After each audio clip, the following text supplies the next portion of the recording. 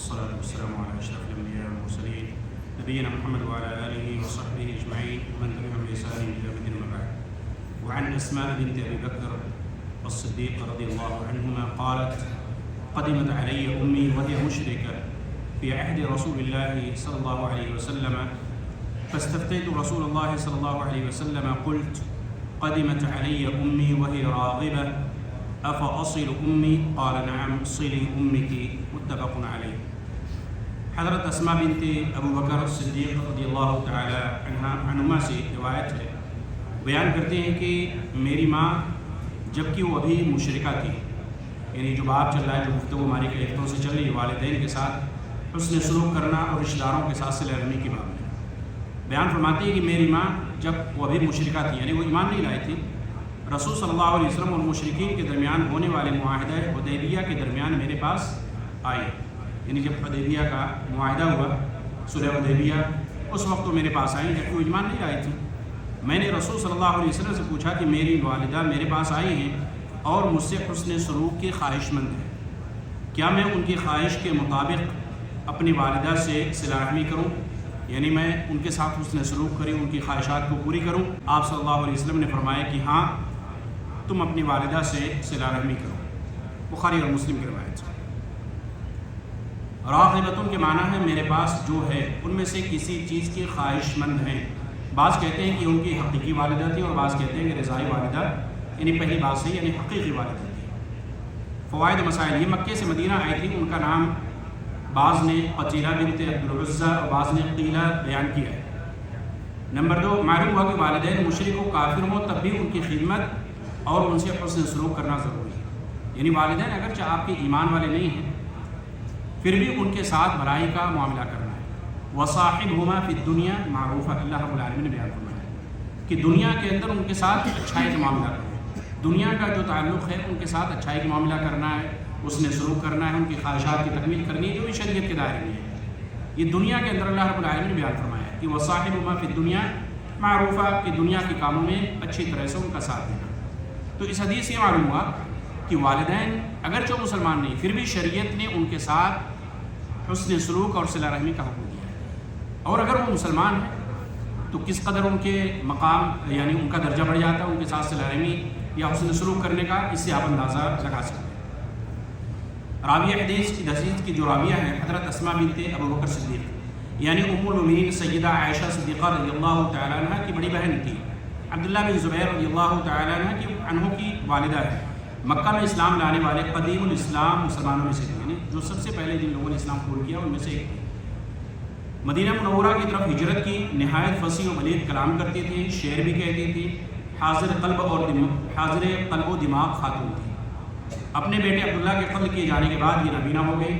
جب رسول صلی اللہ علیہ وسلم نے مدینہ کی ہجرت فرمائی تو انہوں نے ایک کپڑا پھاڑ کر نبی کریم صلی اللہ علیہ وسلم کو اس میں کھانا باندھ کر دیا، جس کی وجہ سے نبی کریم صلی اللہ علیہ وسلم نے انہیں جنت میں 2 کپڑے کے ٹکڑوں کی بشارت دی. اسی بنا پر ان کا ذات النطاق لقب پڑ گیا. یعنی اسماء بنت ابو بکر صدیق رضی اللہ تعالیٰ عنہ کا جو لقب ہے وہ ذات النطاق اسی وجہ سے پڑا. 73 ہجری میں فوت ہوئی. تقریباً 100 سال ان کی عمر تھی. اس کے باوجود ان کو کوئی دانت نہ گرا، نہ ہی عقل میں کوئی تغیر آیا تھا. نبی کریم صلی اللہ علیہ وسلم کی 56 احادیث ان سے مروی ہے. حضرت عبداللہ بن مسعود رضی اللہ تعالی عنہ کی اہلیہ سیدہ زینب ثقفیہ رضی اللہ تعالی عنہ سے روایت ہے کہ رسول صلی اللہ علیہ وسلم نے ہمیں عورتوں کو واعظ فرمایا اور اس میں فرمایا کہ اے عورتوں کی جماعت، تم صدقہ کیا کرو. تصدقن یا معاشر النساء. عبداللہ بن مسعود رضی اللہ تعالی عنہ کی اہلیہ کہتے ہیں کہ اللہ نبی صلی اللہ علیہ وسلم نے ہم تمام عورتوں کی نصیحت فرمائی یا واعظ فرمایا اور اس میں بیان فرمایا کہ اے عورتوں کی جماعت، تم صدقہ کیا کرو، چاہے تمہیں اپنے زیورات میں سے ہی کرنا پڑے. حضرت زینب بیان فرماتی ہے کہ میں اپنے خاوند عبداللہ بن مسعود کے پاس لوٹ کر آئی اور ان سے کہا کہ تم تھوڑی کمائی کرنے والے آدمی ہو اور رسول صلی اللہ علیہ وسلم نے ہمیں صدقہ کرنے کی ترغیب دی ہے، تو تم رسول صلی اللہ علیہ وسلم کے پاس جاؤ اور ان سے پوچھو کہ وہ صدقہ اگر میں تمہیں دے دوں تو کیا وہ مجھے کفایت کر جائے گا. یعنی حضرت زینب رضی اللہ تعالیٰ عنہ عبداللہ بن مسعود رضی اللہ تعالیٰ عنہ کی بیوی ہے. آپ صلی اللہ علیہ وسلم نے صدقے کا عام حکم دیا. اب یہ کیا کہتے ہیں اپنے شوہر سے عبداللہ بن مسعود سے کہ آپ مالی اعتبار سے مجھ سے کمزور ہیں، یعنی یہ ان سے زیادہ مالدار تھی، ان کے پاس پیسے تھے. کہتے ہیں کہ آپ مالی اعتبار سے مجھ سے کمزور ہیں، اس لیے وہ صدقہ میں آپ کو ہی دے دوں. اس کے بارے میں آپ رسول صلی اللہ علیہ وسلم سے مسئلہ پوچھ کر آئیے، جائیے پوچھ کر آئیے، اگر مسئلہ صحیح ہے تو میں آپ کو ہی دے دوں گی. کیونکہ ان سے کہتے ہیں کہ جائیے پوچھ کر آئیے کہ وہ صدقہ اگر میں دے دوں تو کیا وہ مجھے کفایت کر جائے گا، ورنہ پھر میں وہ تمہارے علاوہ کسی اور کو دوں. حضرت عبداللہ بن مسعود رضی اللہ تعالیٰ عنہ نے کہا کہ بلکہ تو خود ہی جا، یعنی وہ نہیں گئے عبداللہ بن مسعود رضی اللہ تعالیٰ عنہ، اور کہا کہ تم خود ہی جاؤ. چنانچہ میں گئی تو وہاں رسول صلی اللہ علیہ وسلم کے دروازے پر ایک اور انصاری عورت بھی کھڑی تھی، میری ضرورت بھی وہی تھی جو اس کی تھی. یعنی وہ بھی وہی مسئلہ لے کر پہنچی تھی کہ کیا میں اپنے شوہر کو وہ صدقہ دے سکتی ہوں جو ان کا مسئلہ تھا. یہ عبداللہ بن مسعود رضی اللہ تعالیٰ عنہ کے بارے میں کہتے ہیں کہ اس عورت کی بھی ضرورت وہی تھی جو میری تھی، اور رسول صلی اللہ علیہ وسلم کو اللہ کی طرف سے رعب و دبدبہ عطا کیا گیا تھا، جس کی وجہ سے ہم میں سے کسی کو اندر جانے کی جرأت نہیں تھی، یہ کوئی اندر داخل ہونے کی جرأت نہ کرتا تھا. اتنے میں بلال رضی اللہ تعالیٰ عنہ باہر نکلے، یعنی بلال رضی اللہ تعالیٰ عنہ اندر اللہ کے نبی صلی اللہ علیہ وسلم کے پاس تھے اور وہ باہر نکلے. کہتے ہیں کہ جب وہ باہر نکلے تو ہم نے ان سے کہا کہ تم رسول صلی اللہ علیہ وسلم کو جا کر بتلاؤ کہ دروازے پر دو عورتیں کھڑی ہیں اور یہ مسئلہ پوچھتی ہیں کہ اگر وہ اپنے خاوندوں پر اور ان کی گودوں میں زیر و پرورش یتیموں پر صدقہ کریں تو کیا وہ شرعاً کافی ہو جائے گا. یعنی جو یتیم، جس یتیم کی وہ پرورش کر رہے ہیں یا وہ شوہر اگر ان کو صدقہ کر دے تو وہ ان کے لیے کافی ہو جائے گا. بیان فرماتے ہیں لیکن رسول صلی اللہ علیہ وسلم کو یہ مت بتلانا تھی کہ ہم کون ہیں، یعنی ہمیں مطلب بتلانا کہ ہم کس کی بیوی ہیں، بس یہ بتلانا کہ دو عورتیں مسئلہ پوچھنے کے لیے آئیں اور یہ مسئلہ پوچھ رہی ہیں. چنانچہ بلال رضی اللہ تعالیٰ عنہ رسول صلی اللہ علیہ وسلم کی خدمت میں تشریف لے گئے اور جا کر آپ سے مسئلہ پوچھا. آپ نے فرمایا کہ یہ دو عورتیں کون کون ہیں.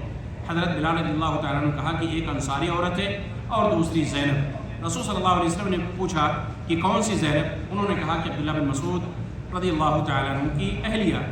رسول صلی اللہ علیہ وسلم نے فرمایا کہ انہیں جا کر بتلا دو کہ ان کے لیے دوگنا اجر ہے، ڈبل اجر ہے، ایک رشتہ داری کا اجر اور دوسرا صدقے کا اجر.